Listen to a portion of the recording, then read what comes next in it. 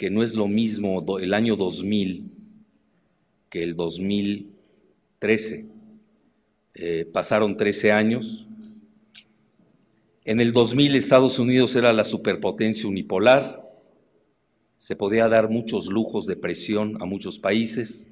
Se los puedo decir en plan confidencial, que no lo va a hacer tanto porque como van a subir esto a YouTube, seguramente se van a enterar en México y tomo la responsabilidad de lo que digo. En México se intentó también dolarizar, para que no se sientan tan mal ustedes aquí en Ecuador. Se intentó, porque era la tónica de dolarizar a toda Latinoamérica, en el marco del ALCA, que fue un fracaso al final de cuentas.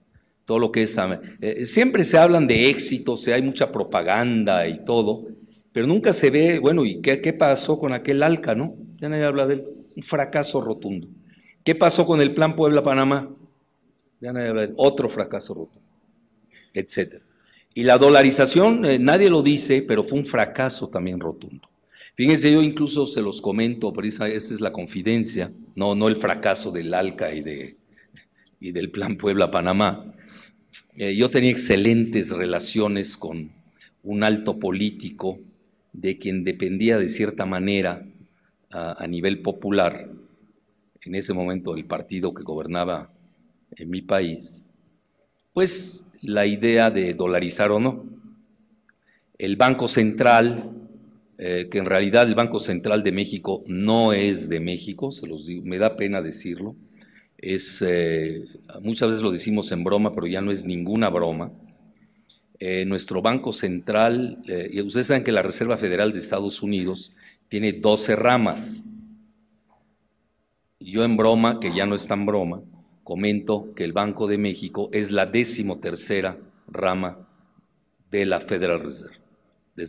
Si no, no se entendería cómo un país como el mío, bueno, el mío ya me lo apropié, mío porque de pertenencia, no de posesión, tiene más de 170,000 millones de dólares de reservas que no puede tocar.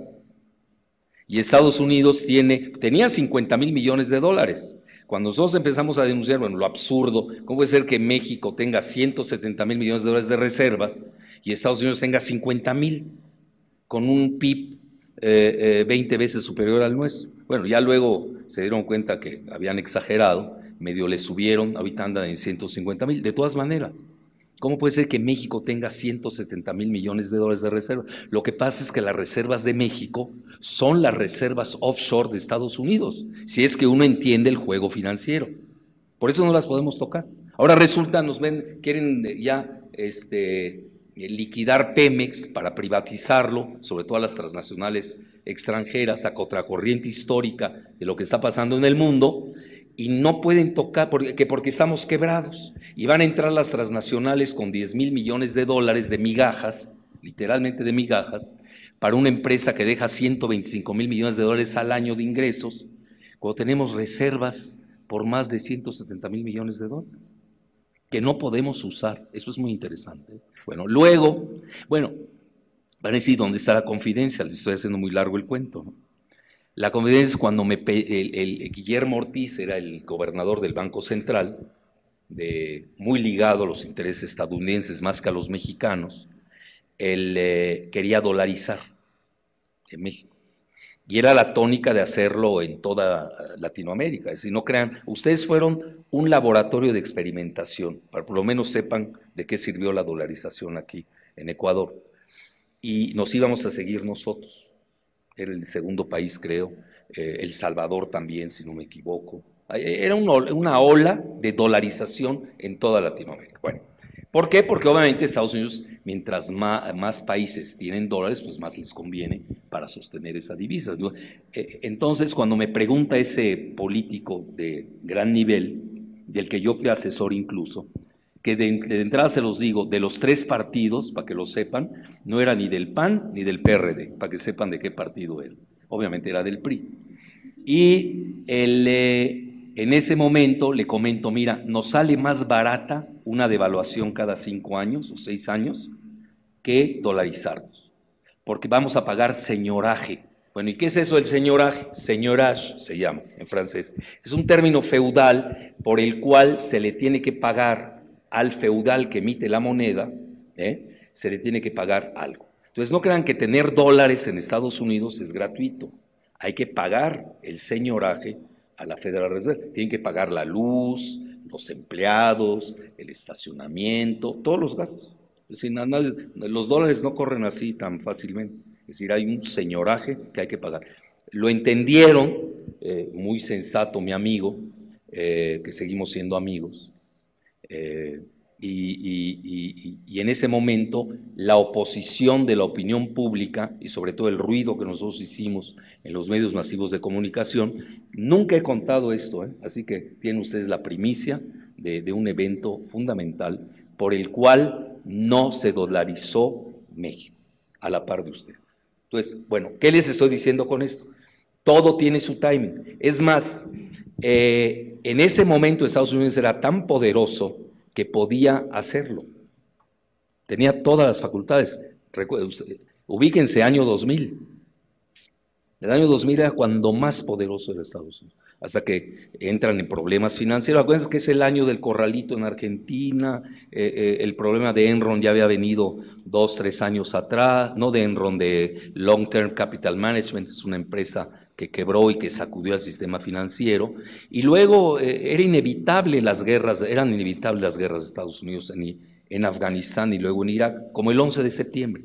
Es decir, para que entiendan ustedes la dinámica de los eventos, que tiene que ver con el dólar, que viene mal desde 1970, es decir, no estamos hablando de un evento que se da en 15 minutos, estamos hablando de un evento que viene desde la década de los 70, desde la guerra de Vietnam, desde que Estados Unidos se sale de los acuerdos de Bretton Woods, se desacopla del patrón oro, y el mundo a partir de ese momento sigue en turbulencias. No ha variado, y estamos ya en el 2013. Sí, pero en el 2013 ya cambió la geopolítica dramáticamente y el paradigma se llama Siria. No los quiero asustar, menos antes de que vayan a comer. Yo también voy a comer, no estoy en plan de que tengan mal sabor de boca, pero estuvimos a un segundo de una tercera guerra mundial en el caso de Siria, a un segundo, que buscaban los banqueros precisamente para sostener un sistema financiero que está haciendo agua. Entonces, ¿qué sucede a partir de ahí? Ven ustedes los eventos, pues la realidad es que ya vivimos ante un mundo que ya no es unipolar. Yo no sé si Estados Unidos hubiera ido a la guerra si lo hubiera ganado, ya no es tan sencillo, porque aquí no es lo mismo pelearse con paisitos, como lo ha hecho Estados Unidos, que ya ni siquiera les gana guerras. Zbigniew Brzezinski, el gran asesor de seguridad nacional de Carter, íntimo de Obama, lo acaba de decir en un panel sobre un libro que hicieron sobre su personalidad, pues nada menos que en el mayor centro geoestratégico de Estados Unidos, que se llama la Universidad de Johns Hopkins. Y lo comenta, dice, nosotros ya no somos la potencia hegemónica. Hoy tenemos que acomodarnos con Rusia y con China, y hasta con Irán. Con eso no estoy diciendo que Irán pertenezca al nuevo orden tripolar geoestratégico. Lo único que estoy diciendo es que ya entraron en juego dos nuevos actores que ya estaban de cierta manera. Faltaba la parte, a nivel geoeconómico, Estados Unidos va a ser desbancado en 1 o 2 años por China, en esto no hay mayor secreto. A nivel geofinanciero todavía tiene su poderío, ese es el gran poderío de Estados Unidos, el dólar. Y va a hacer lo que sea para que no lo desbanquen. Incluso yo les voy a dar ideas, acabo de estar en la Asociación de Bancos de México, un foro muy difícil porque pues, les ha ido bien, han ganado en los últimos 30 años fortunas. Entonces imaginen que alguien como yo venga y les diga que eso ya se les va a acabar o que el mundo estamos viviendo un nuevo orden mundial, no es sencillo. Y fíjense que sí fueron lúcidos, porque yo ahí tuve mucha suerte en eso que yo ya tenía el discurso de Brzezinski. Si yo hubiera llegado sin el discurso de Brzezinski, que yo lo vengo diciendo desde hace 5 años, no crean que es novedoso ese discurso, pero no es lo mismo que lo diga un emplumado de quinto mundo como yo, a que lo diga un geoestratega que toma decisiones al más alto nivel de la cúpula de Estados Unidos. Son dos. Entonces ya cuando él lo reconoce, ya hay que tomar en consideración esas opiniones de primer nivel. Bueno, entonces dicho esto, estamos ante un nuevo orden tripolar, que es el Estados Unidos, Rusia y China, no lo estoy diciendo en orden. La debilidad de Rusia y China es que no tienen divisas competitivas con el dólar.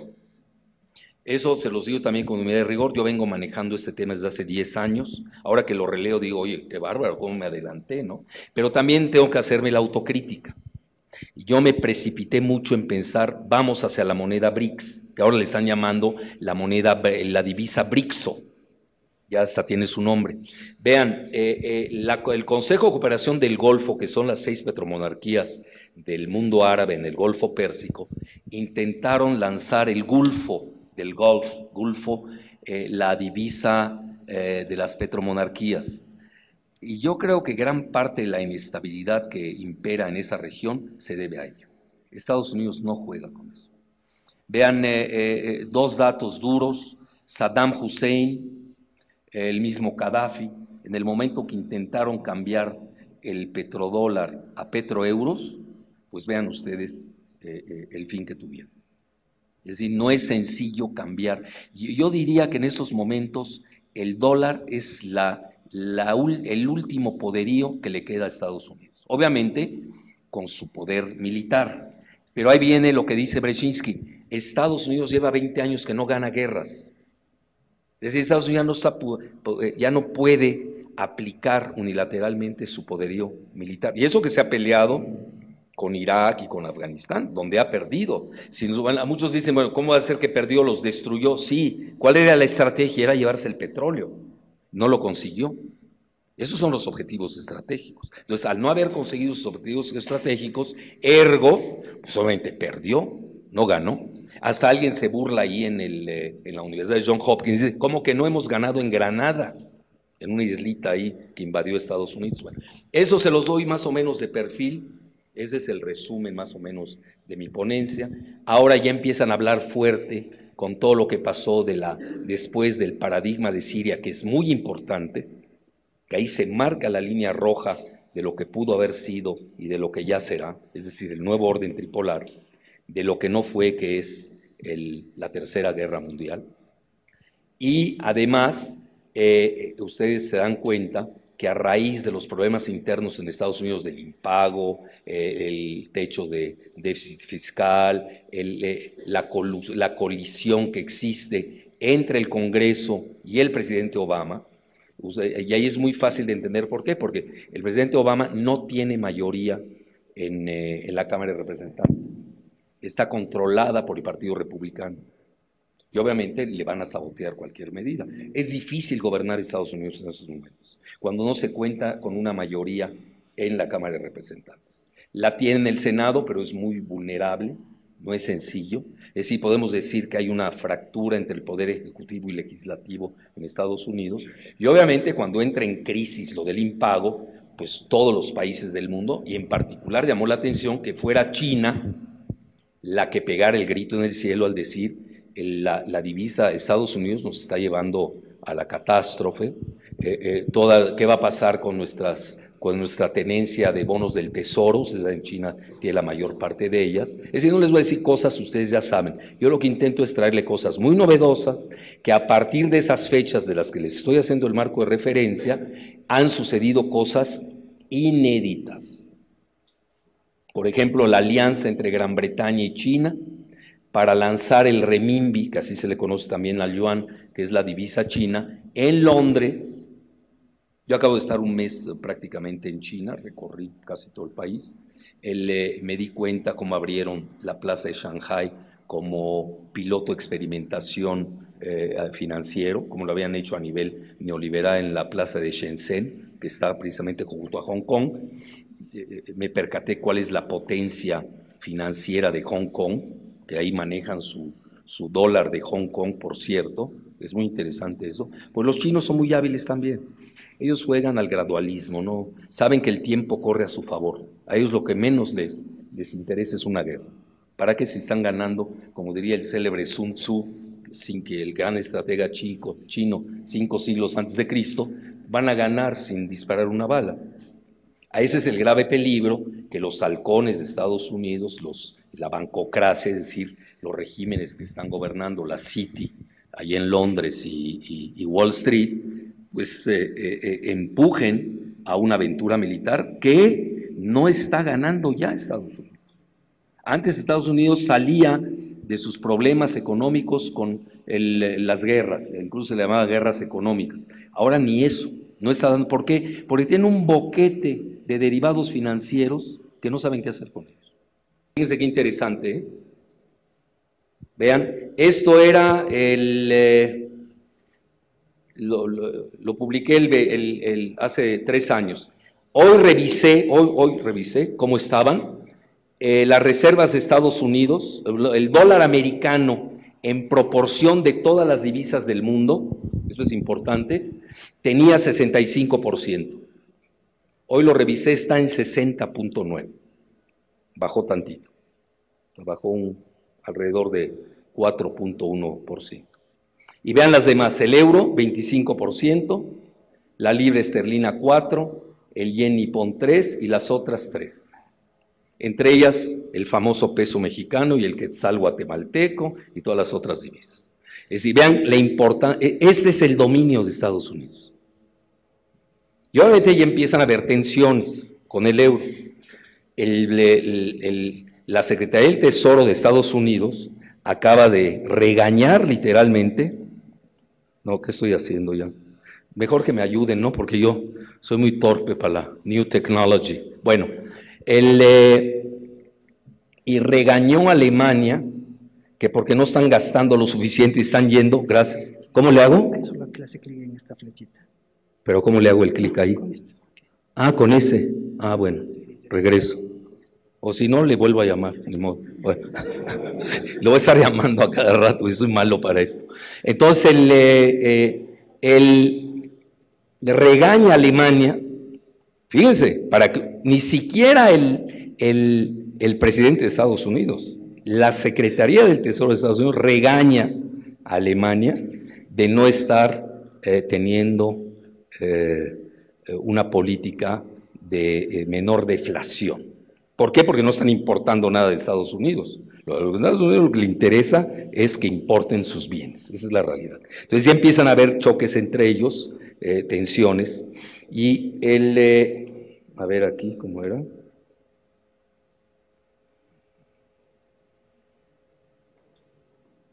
Es que ni sé dónde se aprieta, que eso es lo más grave. Ah, de ahí. Bueno, ¿por qué no se queda con esta laptop? Ya me la va moviendo, ya nos quitamos de problemas. Bueno, qué amable. Aquí se puede quedar, no me disgusta. Que tome mi lugar, ¿no? Y que dé la charla. Bueno, gracias. Entonces aquí tenemos que ya África ya es un mercado muy lucrativo para China. Hoy los recursos naturales y el mercado para sus productos industriales.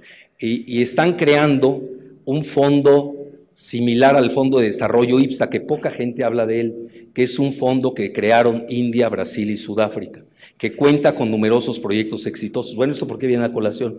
Ya se está pensando en crear, lo escucharon con el sudafricano, el banco BRICS, que obviamente chocaría con el Banco Mundial. Incluso quieren crear un fondo monetario internacional BRICS.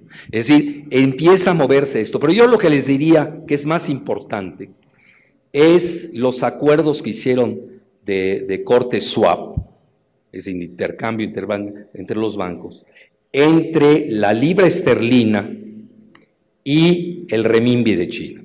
Pero además entre el renminbi de China y el euro con el Banco Central Europeo. Esas son las dos grandes noticias.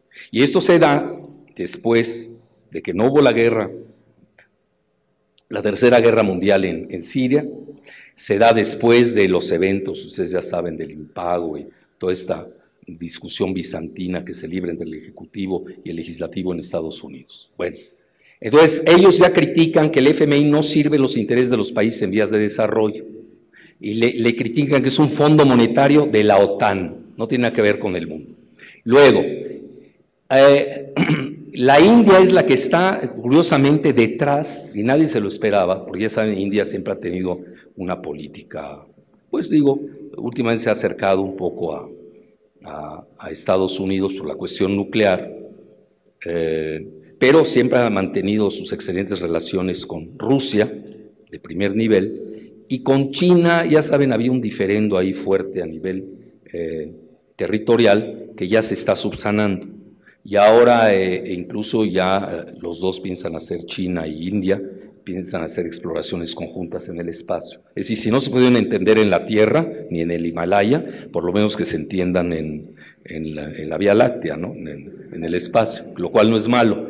Pero sí, la última visita del primer ministro Singh a China fue exageradamente exitosa.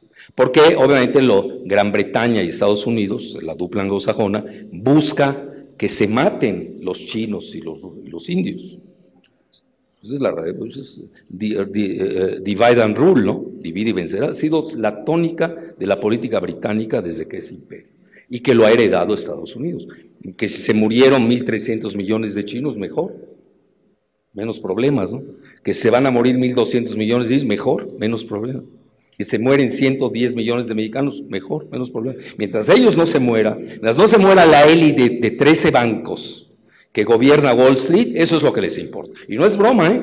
Hay un reporte que se llama Lugano, célebre, donde precisamente hablan de documentos del National Security de Estados Unidos, donde una política de despoblación, porque ellos consideran que el mundo ya rebasó su límite para el planeta Tierra. Entonces hay que aniquilar a 2.000 millones de seres humanos. Yo sé que eso suena muy fuerte, pero no me lo reclamen a mí. Yo nada más leo. Yo leo y me asusto, ¿no? Igual que ustedes se asustan. Yo soy un transmisor. Bueno, digo, para que estén por lo menos prevenidos, ¿no? Bueno, entonces, el desplome del dólar, según ellos, es inevitable y disolución gradual en lugar de un desplome brutal. El orden anglosajón posee todavía sus candados. Eso es importante. Fíjense, yo, y les comentaba esa autocrítica, la siguiente, es de que yo sí creía en que iba a ser intempestivo, los BRICS iban a colocar de inmediato su BRICSO, e iban a entrar en competencia con el dólar. Bueno, obviamente no es así, no es así tan rápido. Ahora, hay un libro que yo les recomiendo ampliamente, de mi amigo en paz descanse, que incluso yo lo invité al Instituto de Investigaciones Económicas de la UNAM en México, Giovanni Arrighi. Es de la escuela de Fernand Braudel y de Immanuel Wallerstein. Bueno, les voy a decir, Immanuel Wallerstein está entre los 5 mejores pensadores del mundo.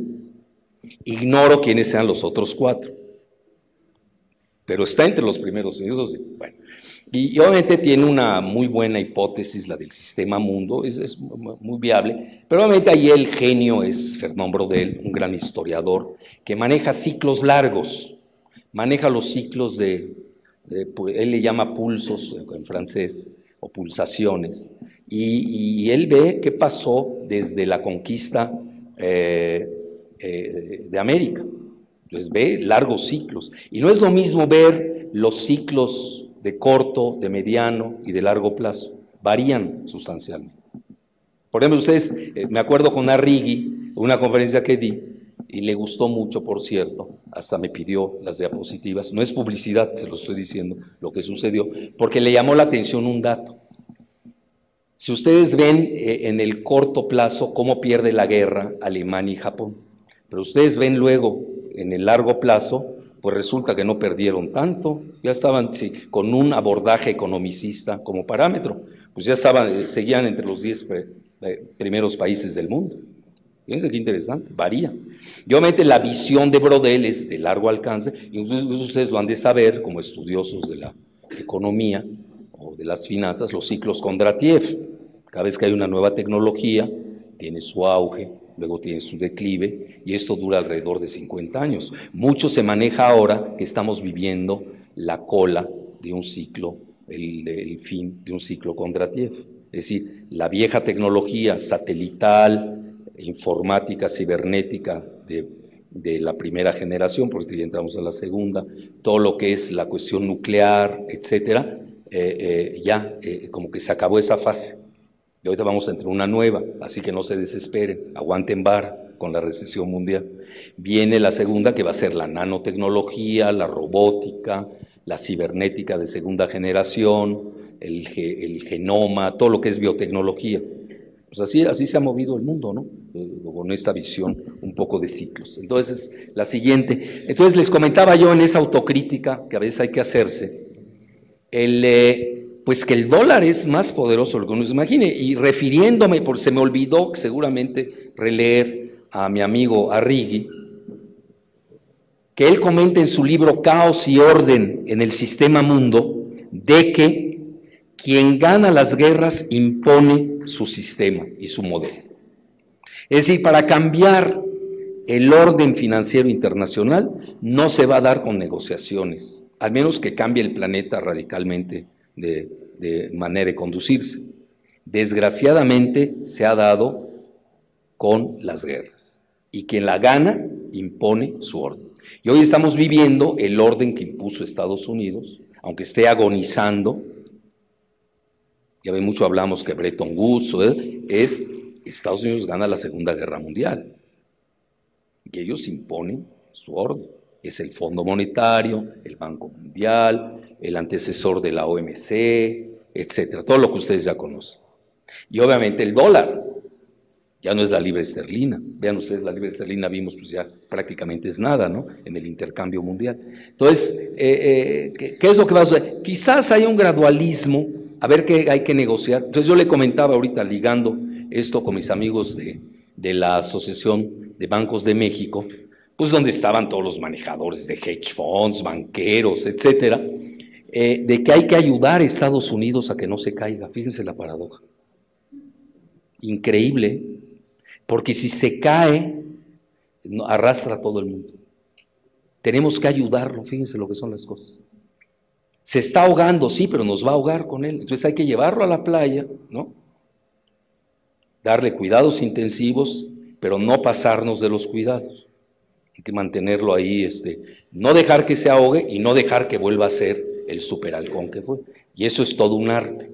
Los chinos lo saben hacer, quizás a mis amigos rusos le falte esa flexibilidad que a los chinos les sobra. No lo sé. Y además, como es un juego de tres, es difícil, no crean que es tan sencillo. Ya pasó, de cierta manera, con otra dimensión, con la caída de la Unión Soviética.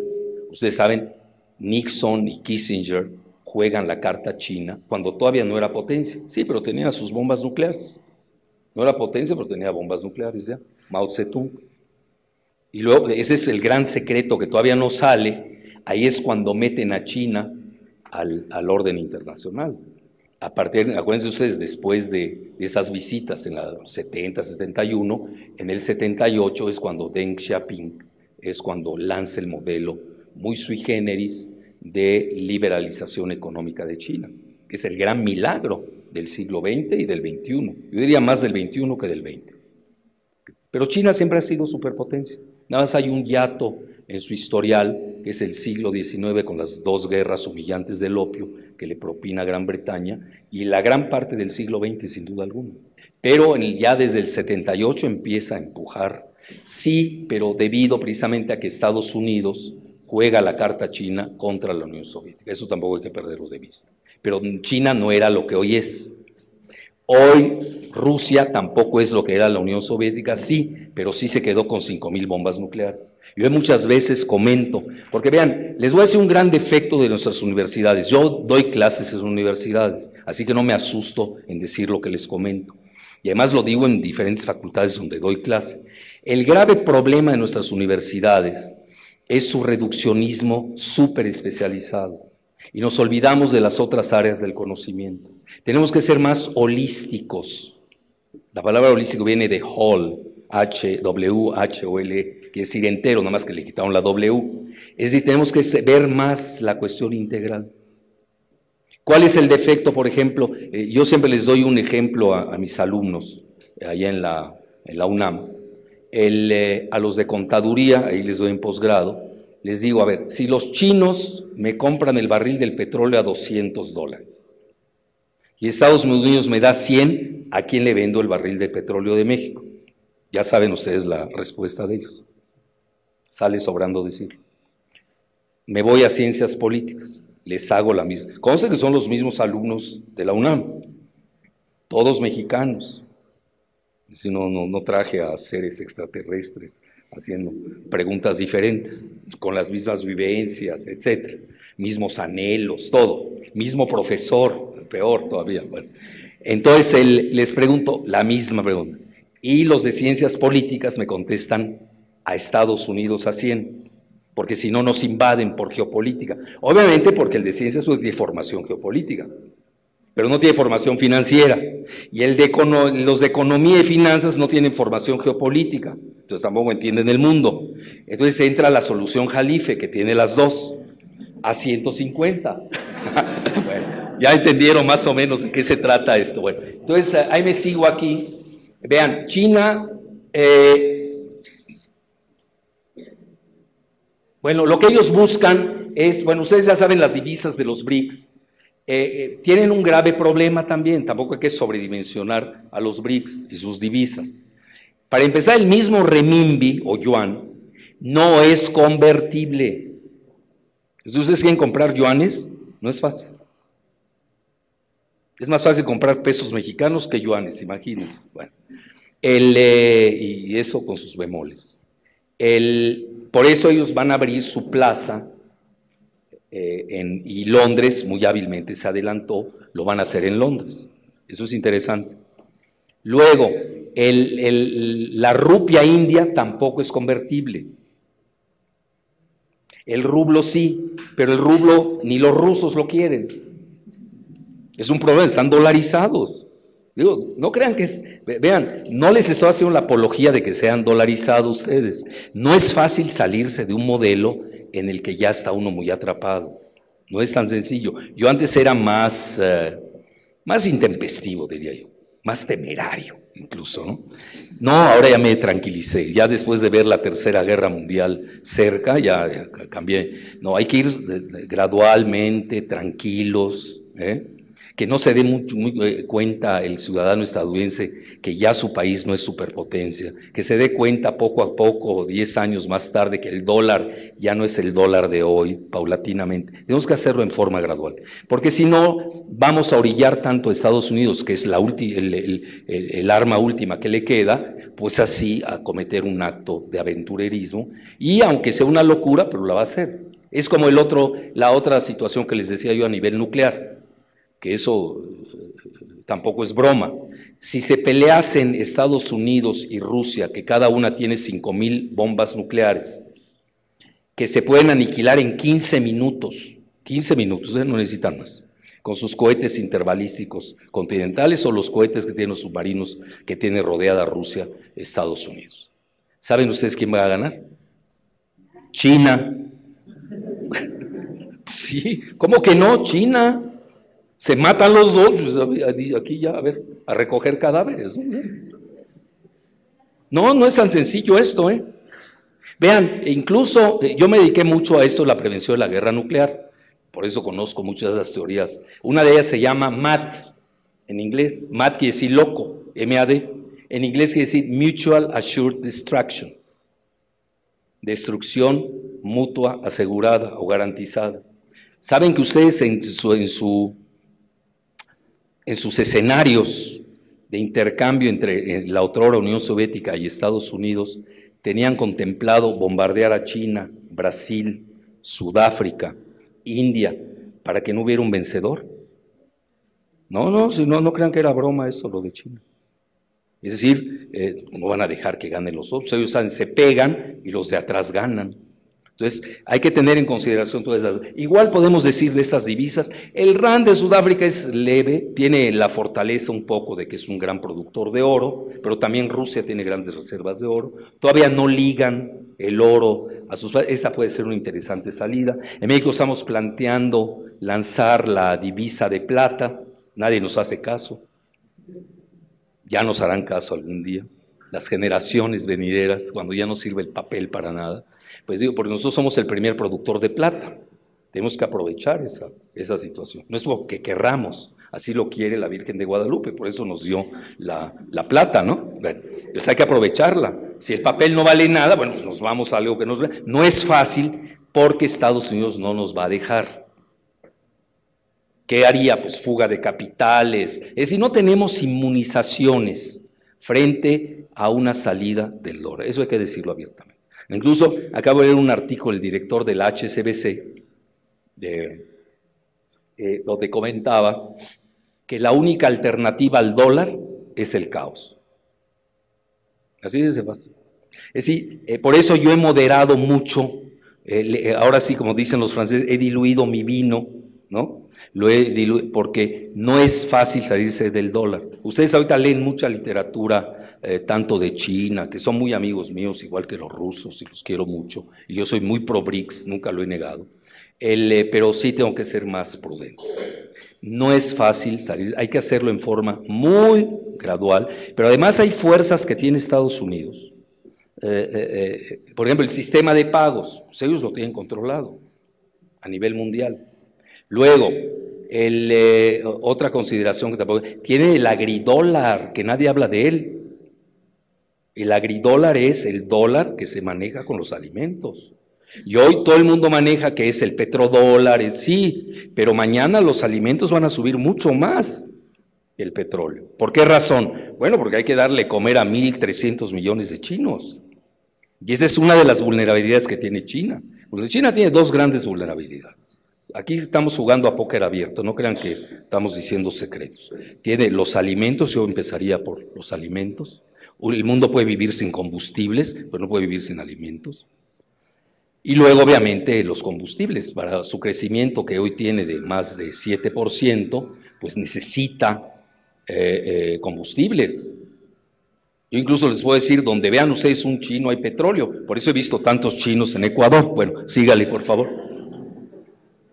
Bueno, perdón, esta está importante. Las reservas del BRICS, vean, qué interesante, tienen el 44% del total mundial.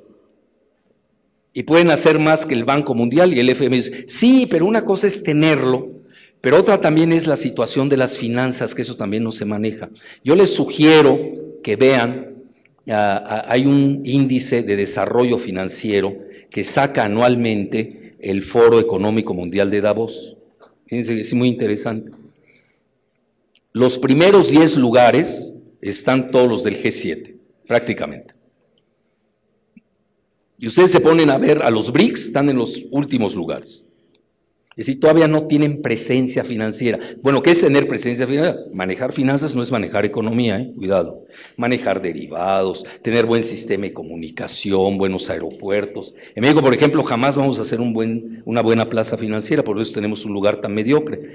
En México a cada rato se cae el sistema. Va uno al banco, se cayó el sistema. Bueno, siempre tenemos eso, hasta en las elecciones se nos cae el sistema, pero ese es otro tema.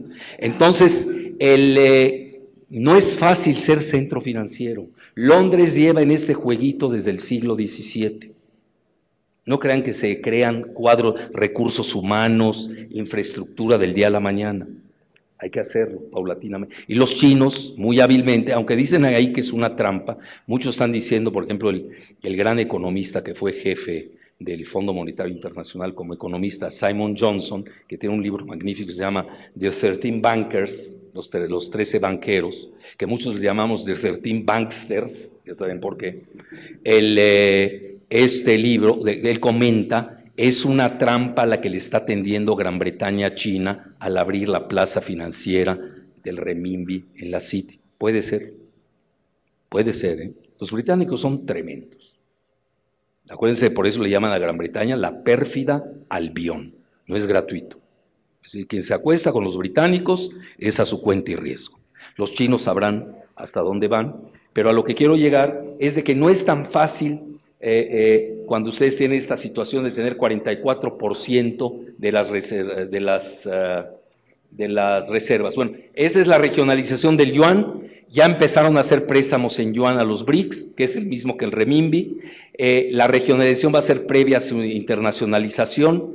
Bueno, otra idea también, si ustedes detectan los derechos especiales de giro, que es la moneda virtual que emite el Fondo Monetario Internacional, está compuesta de estas divisas: el dólar, obviamente, el euro, la libra esterlina, el yen y el franco suizo. Es insólito que no esté el yuan. Bueno, ya parece ser la van a colocar, si es que no ya la colocaron y no me he enterado. Obviamente es insólito, y sí tienen que entrar. Los rusos están manejando que hay que hacer ya un nuevo orden financiero con la anglósfera, varias, sobre todo el dólar canadiense. La anglósfera no hay que perderla de vista. ¿Qué es la anglósfera? Todos aquellos países que manejan divisas en dólares ligados al Commonwealth, sobre todo Canadá con su dólar canadiense, Nueva Zelanda, su dólar neozelandés, el dólar de Hong Kong, que no hay que perder de vista, el dólar de Singapur, no pierdan de vista lo que es la anglósfera.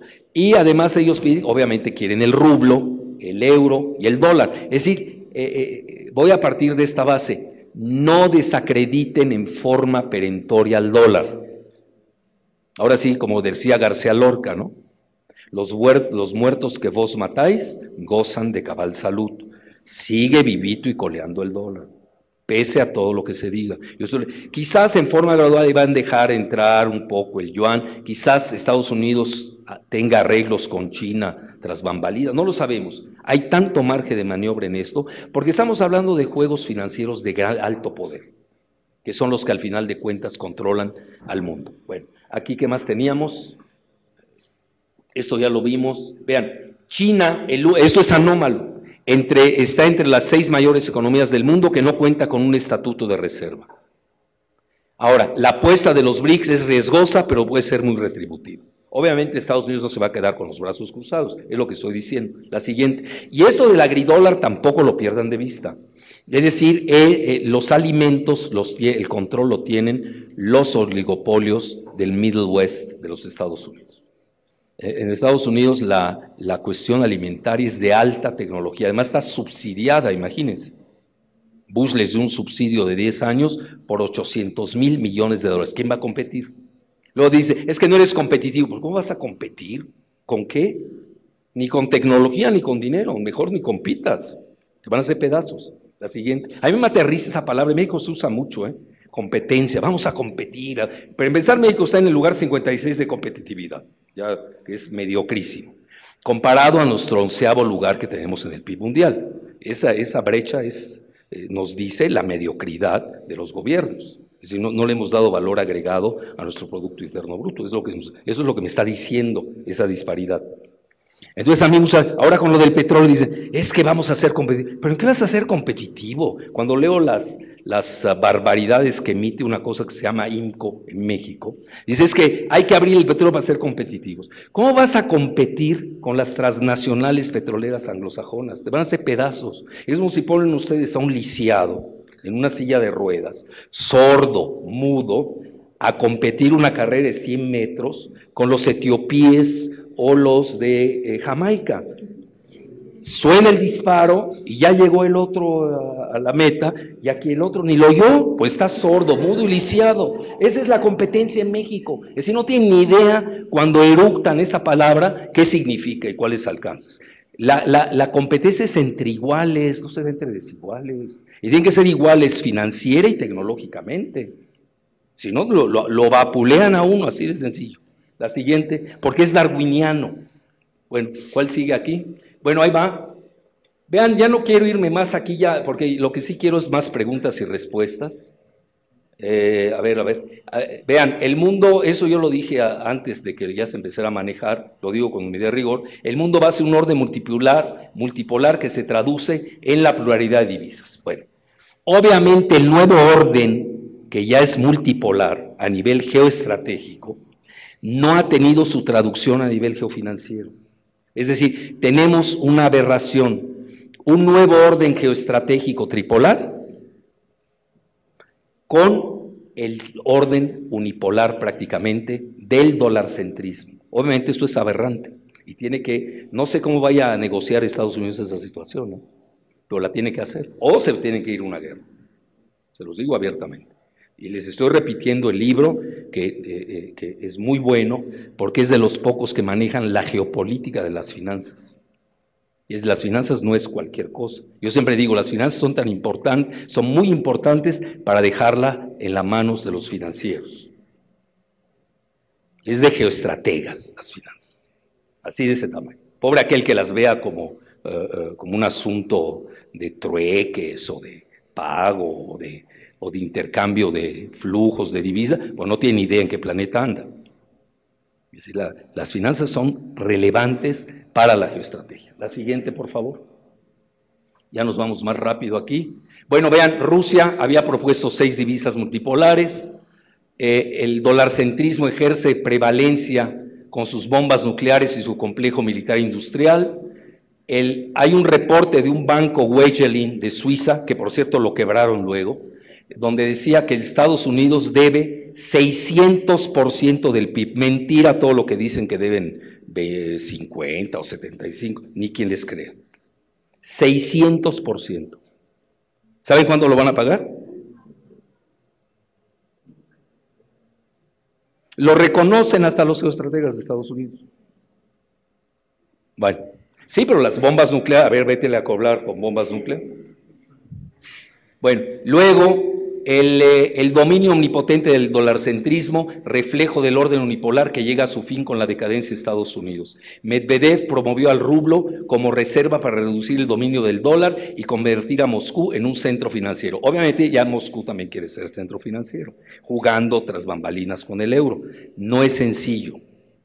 Vean, si Moscú con 5,000 bombas nucleares no ha podido cambiar el dolarcentrismo, ¿para qué les digo de países que lo quieren cambiar? Que no tienen, bueno, ni bombas yucatecas. Bueno, es eso. No saben ustedes qué es una bomba yucateca, por lo que no se rieron. Bueno, es que en Yucatán, yo soy yucateco, por eso con orgullo. Cada vez que hay una canción dicen bomba, entonces se paran y dicen un dicho. Esa es la bomba yucateca. Bueno, ahora ya se pueden reír. Bueno, entonces ahí tienen ustedes a Moscú. El mundo necesita 6 divisas de reserva, según ellos. El dólar, sin duda alguna. No entierren al dólar. No empiecen, no. Si no, ya estaremos entrando a un infantilismo muy pueril. No, tampoco es tan fácil. Yo por eso incluso digo, hay que ayudarlo a que no se nos caiga demasiado. Bueno, luego tienen el euro, el yuan, el rublo, el dólar canadiense y el australiano. Vean, se me faltó en la otra el dólar australiano, en la anglósfera. ¿Por qué mete a Australia y a Canadá? Por las materias primas. Yo recuerdo, incluso se lo estaba comentando creo que a Pepe y a Gustavo, o si no al doctor Pérez Páez, o sea, que papá Bush, que obviamente sabía de la crisis, que no es nueva, viene desde los 70, imagínense, va a ser nueva, y le toca posteriormente a papá Bush, a Daddy Bush, y él manejó un concepto interesante de una canasta para sostener al dólar. Obviamente en ese momento le convenía a Estados Unidos porque las controlaba prácticamente a todas. Una era la canasta del petróleo, todavía lo controla, hoy no creo que le convenga. El trigo, que todavía por eso el agridólar es fundamental. El uranio, eran las 3 de las que yo me acuerdo de 5, de una canasta para sostener al dólar. Bueno, la idea mexicana es aportar la plata. A ver si nos hacen caso por ahí. Bueno, la siguiente. Bueno, este es el acercamiento de China y Gran Bretaña. Gran Bretaña optó por 4 medidas existenciales. Rechaza su parlamento a una nueva aventura militar contra Siria. No, más, yo diría que fue la llamada de Vladimir Putin que le hace a David Cameron, que no sabemos cuál es el contenido. Algo sucedió, porque después de esa llamada, curiosamente el parlamento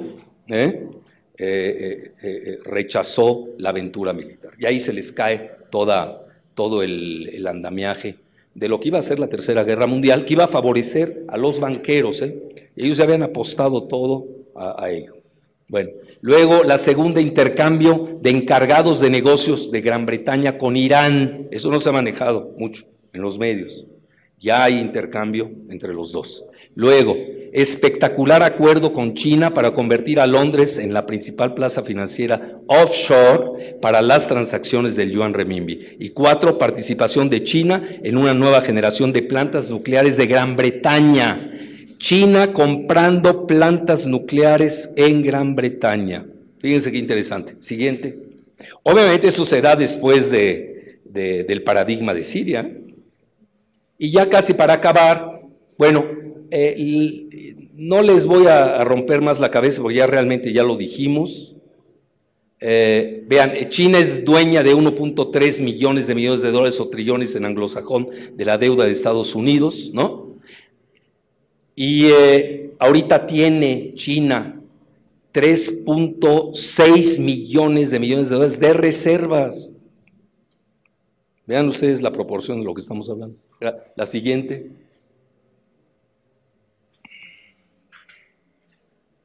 Bueno, ya les he dicho prácticamente todo. Bueno, aquí están hablando de que China es el mayor productor de oro del mundo y también ha sido importador de cantidades masivas de oro. Incrementa sus compras y planea comprar otras 5,000 toneladas de oro y busca respaldar su yuan con oro. Esto es muy interesante. Si ustedes, es muy sencillo el mundo, casi les estoy pasando secretos de la bolsa. La relación del oro con el dólar es inversamente proporcional. Es una lucha a muerte que viene desde hace 10 años. Entonces, los bancos importantes de Wall Street tratan de deprimir a lo que puedan el oro y China e India son los principales compradores hoy de oro del mundo. Entonces, hay una lucha campal entre el oro y el dólar. Obviamente la va a ganar el oro. Aquellos que han comprado oro y que les ha bajado, no se preocupen. Pueden dormirse. Si van a comprar ustedes para mañana, no soy responsable. Ustedes tienen que comprarlo no para ustedes, para sus hijos. Es un patrimonio. Pues si van a especular, bueno, eso ya es otra cosa. Es decir, si están pensando en un matrimonio, obviamente el oro va a ir ni sabemos en cuánto va a llegar. No hay otra salida, ¿eh? Vean, hay un libro que escribió James Rickards, que es el asesor financiero del Pentágono, si no les estoy hablando de cualquier pelagatos, James Rickards, que sacó un libro que se llama Currency Wars, la guerra de divisas, lo dice abiertamente. Ahora muchos se han burlado de él porque ha bajado el oro. ¿Cómo nos metiste al oro? Comprar, entre ellos algunos que yo conozco, etcétera, ¿no? Pero eso es cortoplacista. En el mediano y largo plazo no hay manera. Es una verdad. Y más cuando China está respaldando. Y los BRICS, a los BRICS les conviene el alza del oro. África es un gran productor, Rusia igual, etcétera. Bueno, la siguiente, y ya casi vamos a concluir. Bueno, ya tienen ustedes, hoy se está hablando del petrodólar contra el petroyuan. La siguiente. ¿Por qué? Porque China es la que está comprando mayor petróleo en el mundo. Hoy está comprando, ya rebasó a Estados Unidos en la compra de petróleo a nivel mundial. Entonces, obviamente, ellos van a pagar con renminbis. Ya no quieren darle la vuelta por el dólar. Entonces ahí viene el choque del petrodólar con el petróleo. Esto es muy amplio. Y ahí está el agridólar, ya lo saben ustedes de memoria, no me quiero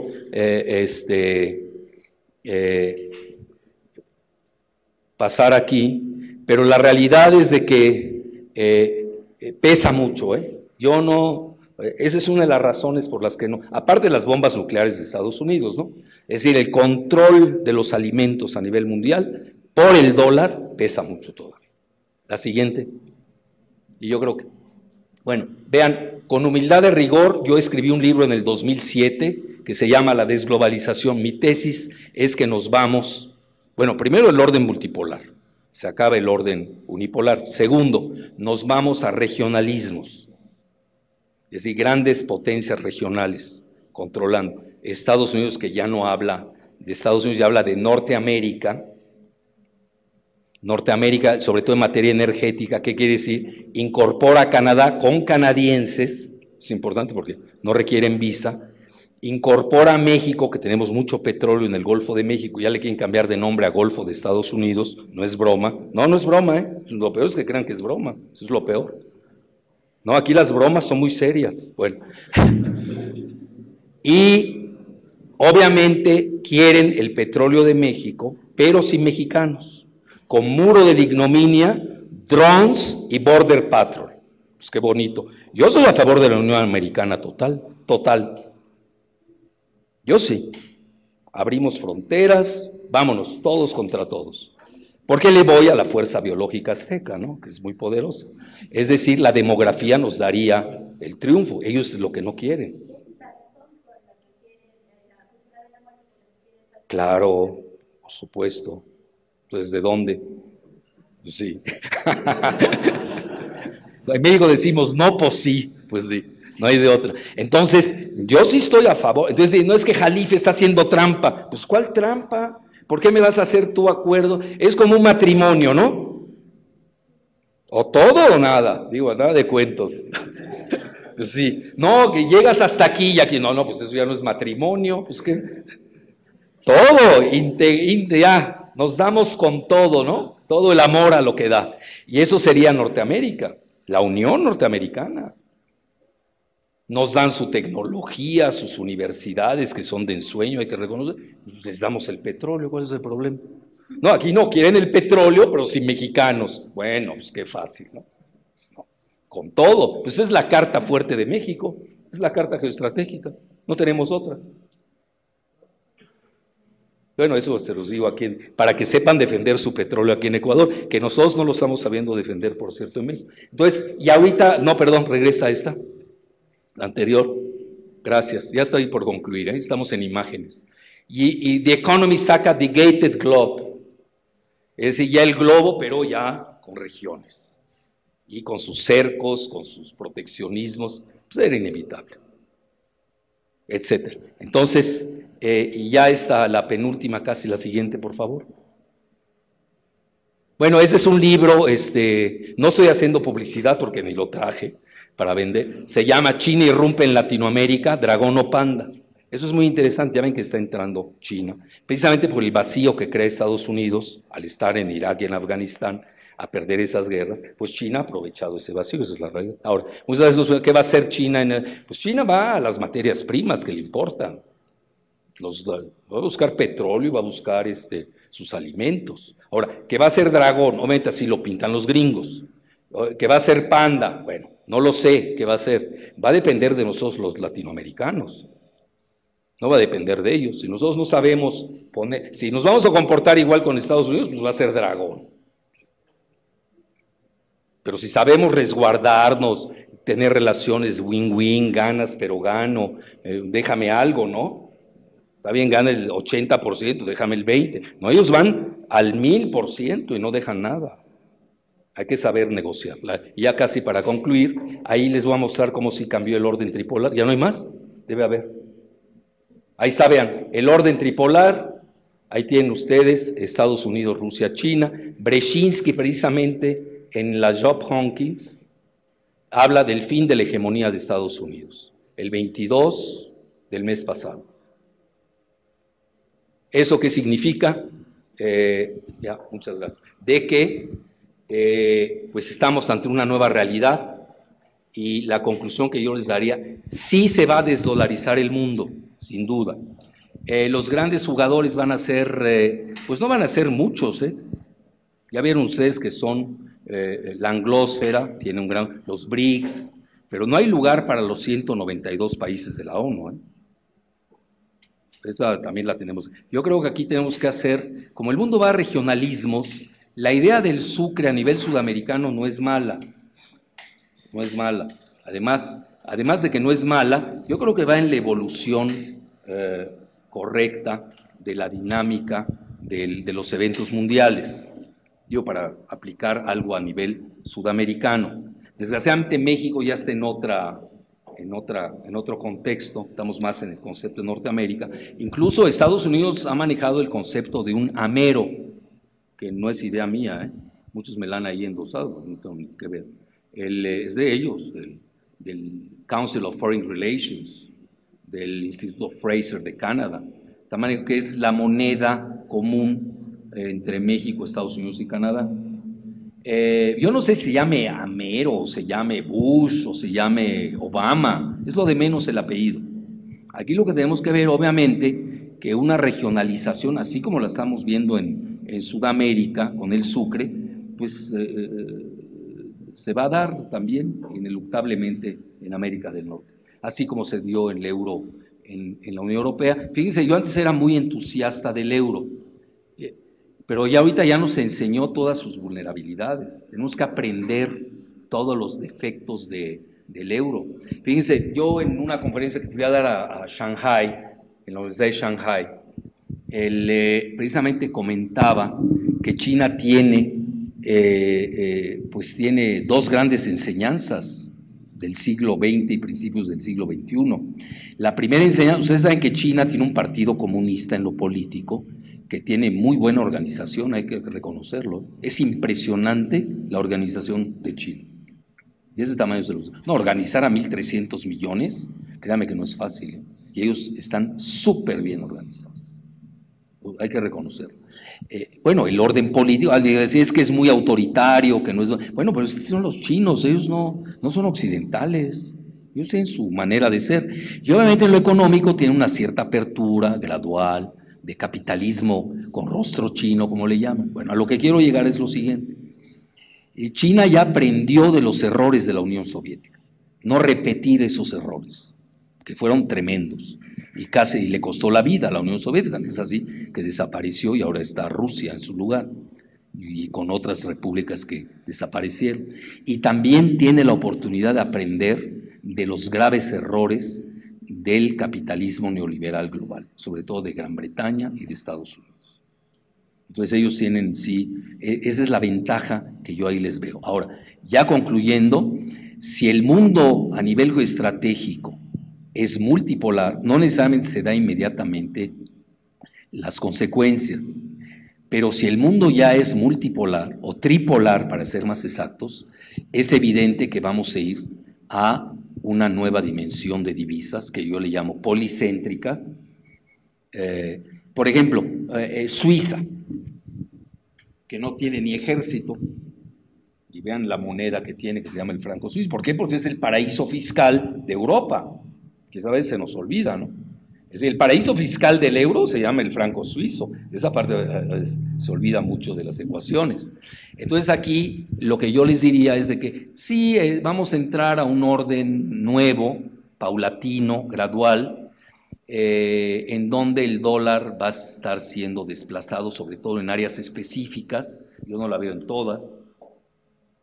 No veo que el dólar impere en China. No veo que el dólar impere en Rusia ni en India. Entonces ya cuando empiezan a carcomer el sistema de pagos de la que fue la divisa unipolar del planeta, que sigue siendo la principal divisa del planeta, bueno, es que ya evidentemente ya empieza a erosionarse su omnímodo poder. Pero eso no significa que vaya a desaparecer. Y tampoco significa que Estados Unidos se va a quedar con los brazos cruzados, porque tiene realmente todos los amarres, todos los controles, todavía los mantiene, del Fondo Monetario, del Banco Mundial. Entonces, la postura que han optado, y hay que reconocerlo los BRICS, que yo, por ejemplo, el año pasado los critiqué, porque sí nos esperábamos más de la reunión de Sudáfrica. Y ahí los chinos fueron muy prudentes y dijeron, no, vamos a esperar. Estados Unidos está en una grave crisis financiera, no es el momento. Es decir, ideas sobran. Aquí lo que hay que ver es cuándo va a ser el momento idóneo y óptimo para implementarlos. Pero yo sí les puedo decir, sin duda alguna, que estamos en una fase de transición muy interesante en la que el dólar ya no es la superpotencia unipolar como única divisa en el planeta y que ya empiezan a surgir nuevos actores, que no son muchos tampoco. Es decir, no es lo mismo que China proteja su divisa, el renminbi, con sus grandes reservas de divisas que tiene, con su tenencia de bonos del tesoro, con sus bombas nucleares, que aunque sean 500, son más que suficientes para protegerse, y ya no se diga Rusia, que es más específico el caso, con 5,000 bombas nucleares, aunque no tenga las grandes reservas fiduciarias que tiene China. Pero obviamente ya vamos a tener que contar, yo diría así, con esto resumo y concluyo, de que ya hay que empezar a contar con nuevos actores en el mundo policéntrico de divisa, que a mi juicio no va a pasar de 5 o 6 a lo sumo. Muchas gracias.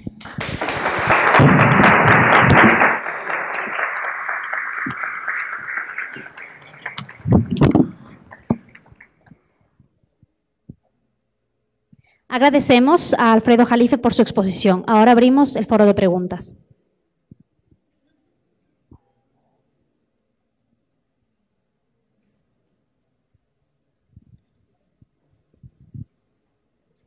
Doctor, buenas tardes, compañeros.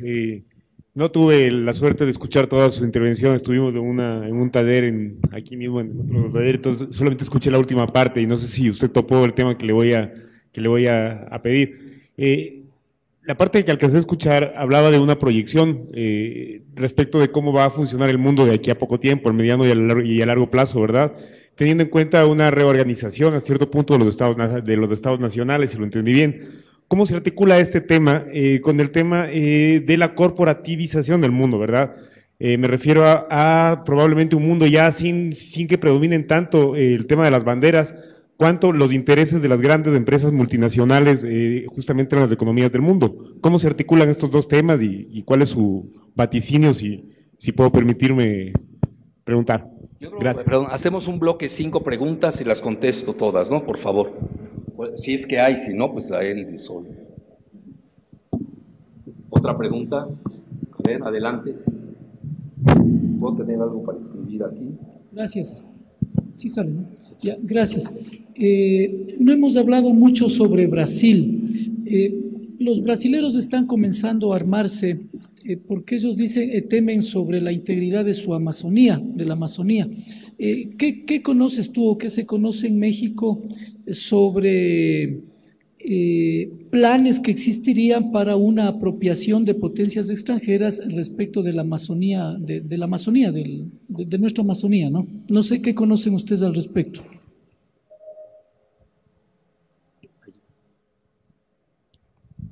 Sí, el tema de la regionalización se viene hablando e intentando consolidar, pero los nuevos, digamos, procesos de nueva generación como Nasur, Alba, como que se están quedando en esa retórica y ya los años se están pasando y no vamos, por ejemplo, el Barco del Sur. Hasta ahora no sabemos si va a funcionar, no va a funcionar, como una alternativa realmente de un desarrollo interno de los países de la región. ¿Cómo ve usted esa parte de regionalización? Gracias.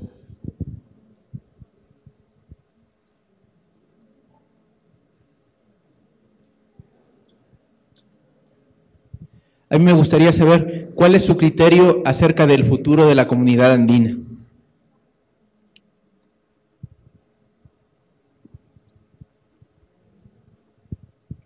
Doctor, buenas tardes, agradeciéndole por su participación. Yo quisiera saber un poco cuál sería, dentro de este nuevo bloque o estructura global que nos ha mencionado, donde cada vez el mundo se está uniendo de acuerdo a economías casi similares. ¿Cuál es el rol de las transnacionales en este nuevo… ¿El rol de qué? De las transnacionales, de las corporaciones transnacionales en este nuevo orden económico mundial? Ya van 5 aquí, yo creo que puedo contestar la 1 y la 5 juntas casi, que habla mucho.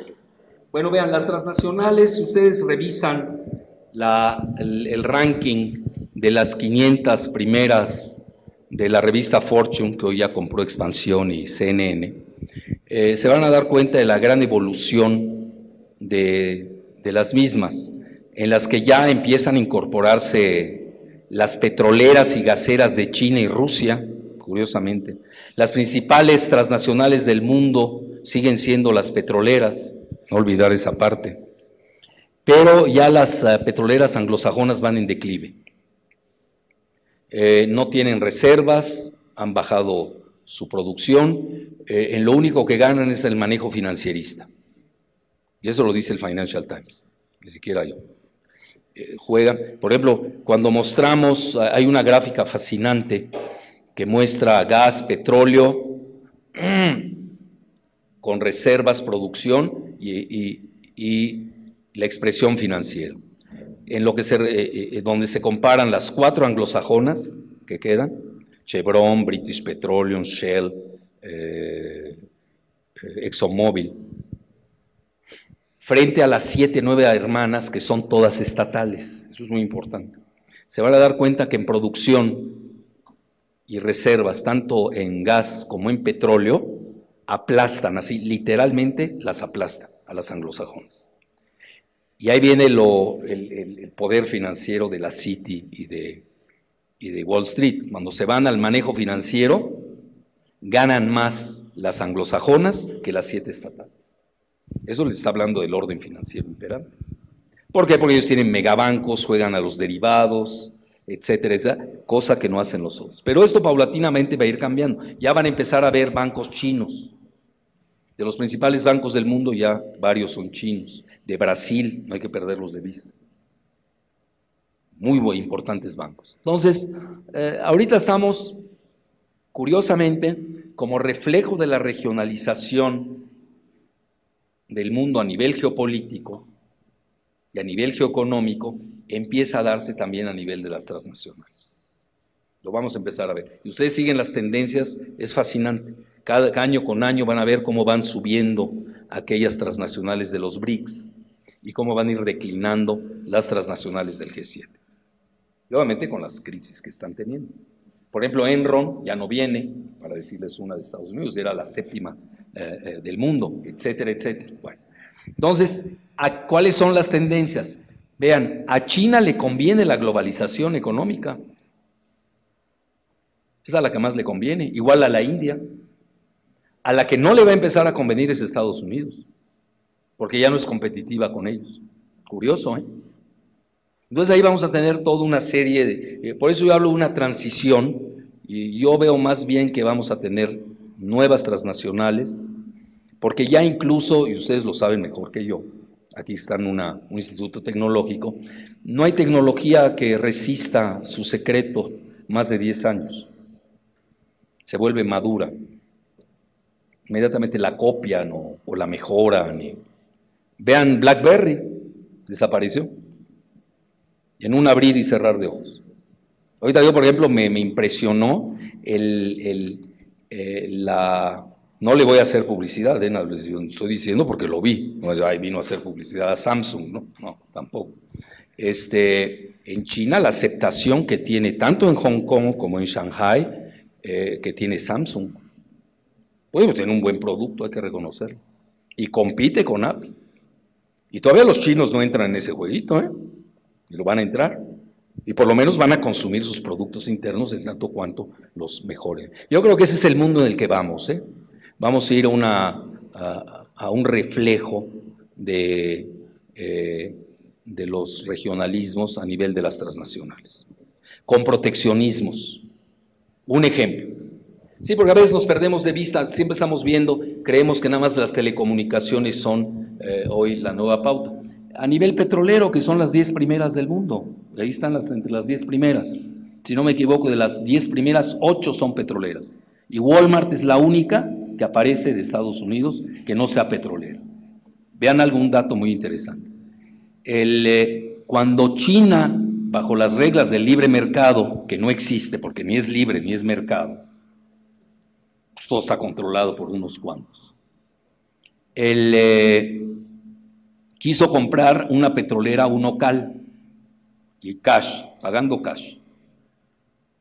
No la dejó Estados Unidos. ¿Saben qué se basó?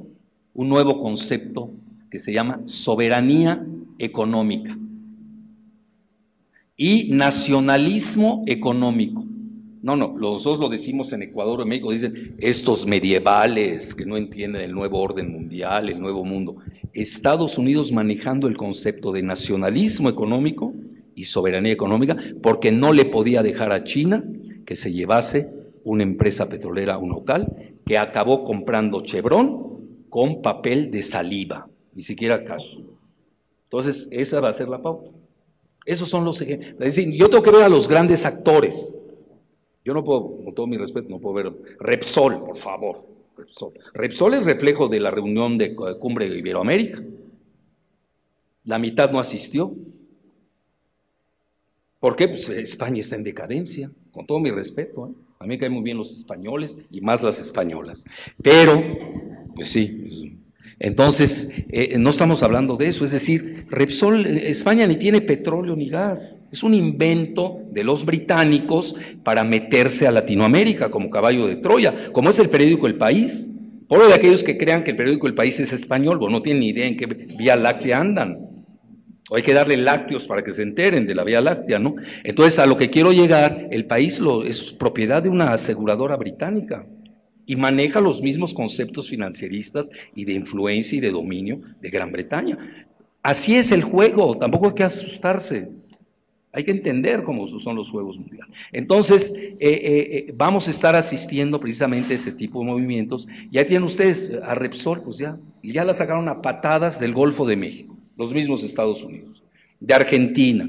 Hicieron trampa con sus reservas, no sé en cuál de estos países aquí, creo que fue aquí o fue en Perú, en Bolivia, da igual. Es decir, ya no juegan.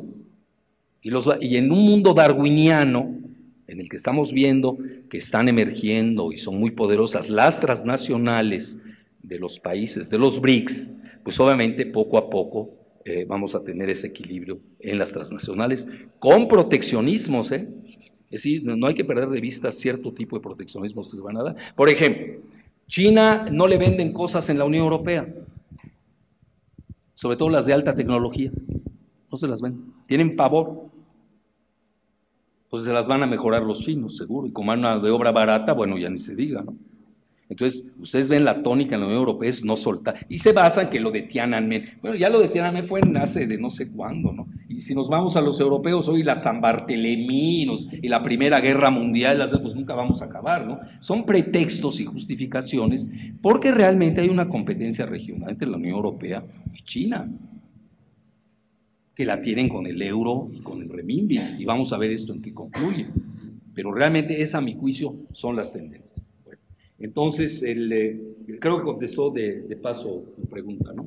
Que se conectó con aquello, o no estás muy satisfecho. Bueno, si no, pues me invitan a otra conferencia y te contesto. Bueno, lo de Brasil, la Amazonia. Vean, esto muy rápidamente porque ya no los quiero fastidiar. Sí, yo la ponencia que llevé a Shanghái, incluso hasta perturbó un poco, no a los geoestrategas. Yo sé que es difícil y les va a doler. Yo soy muy latinoamericanista, además soy mexicano. ¿Cómo va a gustar que México se salga de Latinoamérica? Yo no soy güero, no soy anglosajón. La realidad. Todos nos parecemos. Ustedes pueden ir a México y pasan por mexicanos. Yo vengo aquí y si no hablo, paso por ecuatoriano. Bueno, si hablo, pues ya me mole. Bueno, de inmediato detectan mi acento, ¿no? Entonces, a lo que quiero llegar es de que yo creo que el concepto de Iberoamérica, desde el punto de vista geopolítico, está muerto. Y el concepto de Latinoamérica, no brinquen, pues ya brincó el doctor Páez el otro día, tiene razón, digo, no es fácil digerirlo, ¿no? Sí, pero yo soy geopolitólogo, yo ando en otro mundo. El concepto de Latinoamérica, incluso le puse en inglés, porque di la conferencia en inglés, is a misnomer. ¿Qué quiere decir? Ya no está vigente.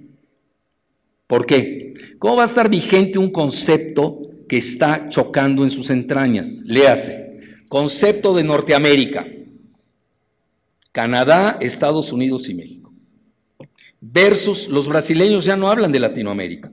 Yo acabo de estar, me invitó el Congreso, me invitó Presidencia, me invitó el Ministerio de la Defensa, de una charla en el Congreso de Brasil.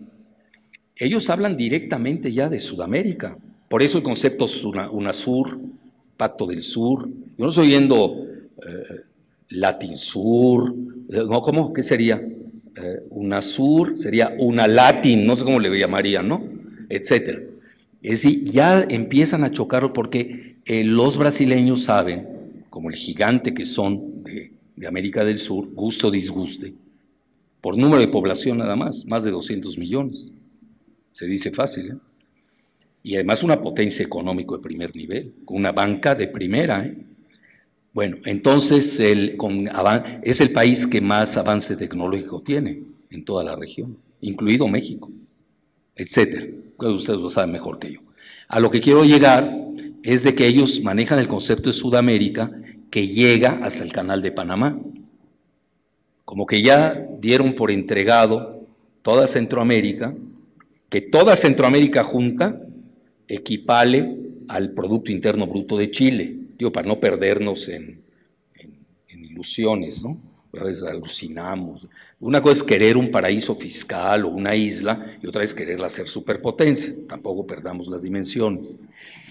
Y naturalmente el concepto de Norteamérica. Bueno, para que vean ustedes que esto va en serio, Estados Unidos está sacando de sus archivos un concepto que manejó Speakman, que es el gran geopolitólogo anglo-estadounidense, que se llama el mar Mediterráneo de Estados Unidos. ¿Cómo es el mar Mediterráneo de Estados Unidos? Resulta que el mar Mediterráneo de Estados Unidos es la suma del Golfo de México, que le van a cambiar de nombre a Golfo de Estados Unidos, y el Caribe. Y suman a los dos, y estamos hablando de 4 y pico millones de kilómetros cuadrados, donde hay abundante fauna, pesca y más que nada, petróleo y gas. Es decir, es la zona de seguridad de los Estados Unidos. Abiertamente lo dicen. Hay un artículo clásico que saca Robert Kaplan, muy cercano al Pentágono, que lo saca en Stratford. Stratford es así como la revista Fortune para los estadounidenses. Yo realmente cada vez que lo leo, bueno, me tengo que ¿cómo se llama? Apretar las vísceras, porque no es fácil leer ese portal, pero es el que consultan las 500 de la revista Fortune. Es el que marca la pauta en muchas cosas de la geopolítica de Estados Unidos y habla de que Estados Unidos va, fíjense, la frontera de ellos, de seguridad nacional, aparte que eso es su soft belly, así se dice en inglés, su bajo vientre viene siendo el Golfo de México, ahí no juegan, ahí no juegan. Incluso se van a apoderar del petróleo del Golfo de México por esas consideraciones de seguridad nacional de Estados Unidos. Hablan que va de Yorktown, en el Atlántico Norte, en Estados Unidos, hasta la Guyana. Y esto implica e involucra y absorbe al Amazonas. Es decir, Estados Unidos ve su frontera hasta el Amazonas. Incluye al Amazonas. ¿Por qué? Bueno, ustedes lo saben mejor que yo. El Amazonas ahí es donde está la reserva biológica del planeta. Ahí está todo lo que se puede hacer en materia biotecnología, de biotecnología, que va a ser el siglo XXI. ¿El siglo XXI será biotecnológico o no lo será? Así de ese tamaño. Entonces, no sé si te queda contestada. Son dos choques conceptuales muy interesantes. Obviamente, en el concepto de Brasil, el Amazonas pertenece a Brasil. En el concepto de Estados Unidos, el Amazonas sí se lo quieren llevar. Abiertamente está el artículo de Stratford.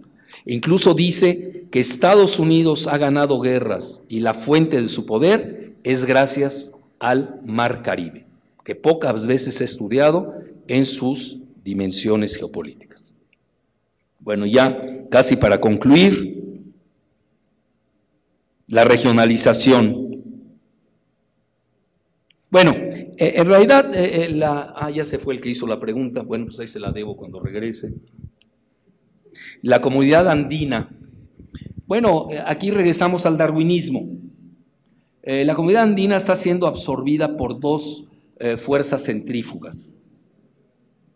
Una, el Mercosur, lo digo en orden de emergencia, al que se incorpora Venezuela, y el otro, la Alianza del Pacífico, que es un concepto de Estados Unidos que forma parte del TPP, Trans-Pacific Partnership, la alianza del Transpacífico para contener a China, que es una locura, se los adelanto, mi hipótesis. Va a tronar igual que el ALCA, va a tronar igual que el Plan Puebla-Panamá. Porque, por favor, ¿cómo va a contener México a China? Por favor, es de locos. O Chile, ¿cómo va a contener? Además, dependen de ellos de la venta del cobre. China les deja de comprar cobre y se muere de hambre Chile. No van a vivir de sus vinos, no crean que los vinos dejan tanto dinero. Sí, vean los datos duros de una economía. Ellos viven, obviamente ellos entran al jueguito, están presionados por Estados Unidos, pero sería un suicidio de Chile contener a China, además tiene la capacidad para hacerlo.